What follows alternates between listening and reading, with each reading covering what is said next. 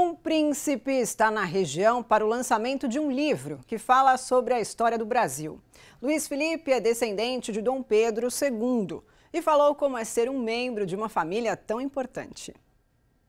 Não é todo dia que se recebe a visita de um príncipe. Luiz Felipe de Orleans e Bragança é trineto da princesa Isabel. Nasceu no Rio de Janeiro, morou em 5 países, casou e tem um filho. Pergunto a ele como é ser membro da família real e como foi durante a infância. Eu sempre estudei em escola americana, então a história do Brasil não era a prioridade. E a história do Brasil que eu tive era sempre em casa.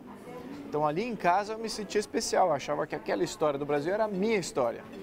E de alguma maneira você fazia parte Exato, daquilo, né? Mas no contexto de escola, por eu ter estudado escola americana, eu não achava que aquilo pertencia a ninguém ali, a não ser a mim. Então, nesse contexto, eu sou um mero portador do nome que não é meu, isso é uma herança, toda a glória está com o passado.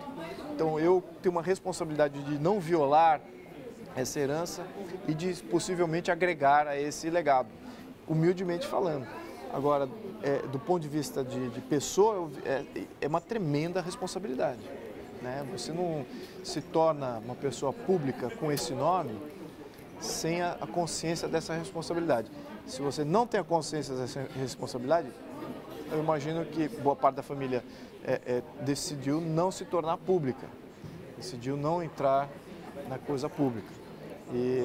Então é mais por aí, porque é de fato uma responsabilidade muito grande. O príncipe foi muito além de sua nobre herança. Se tornou ativista político para levar a diferentes pessoas tudo o que aprendeu com a própria família. O príncipe Luiz Felipe decidiu contar um pouco dessa história em livro. Em 2015 começou a escrever a obra Por que o Brasil é um País Atrasado? Um título que, apesar de estar próximo com a realidade em que vivemos, mostra um outro lado da nação. Olha, a ideia foi para fundamentar o problema do Brasil.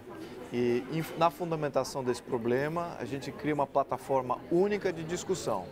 Temos que identificar todos, a conjuntura política precisa identificar que esses são os nossos problemas. E a partir disso, a gente tem uma discussão política muito mais frutífera.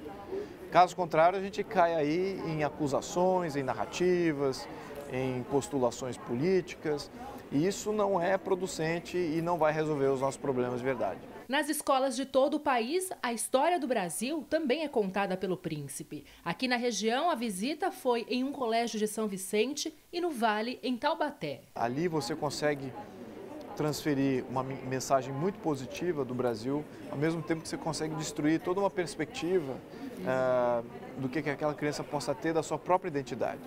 E temos que resgatar a ideia de que a nossa história faz parte da gente, ela é nossa, ela pertence ao Brasil. Então, temos que valorizar isso, a nossa fundação, a nossa origem, não é que temos que julgar.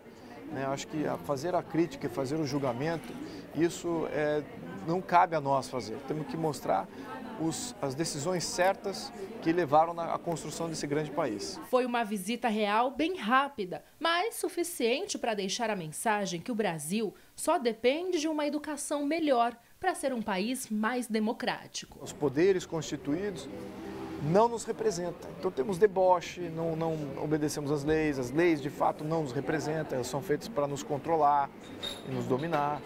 Tributos que nós não podemos revogar, que são criados a bel prazer para sustentar alguma oligarquia de Estado qualquer, um monopólio de Estado qualquer e não para favorecer o consumidor eleitor. Então temos que mudar essa perspectiva, o Brasil é soberano por causa dos seus cidadãos.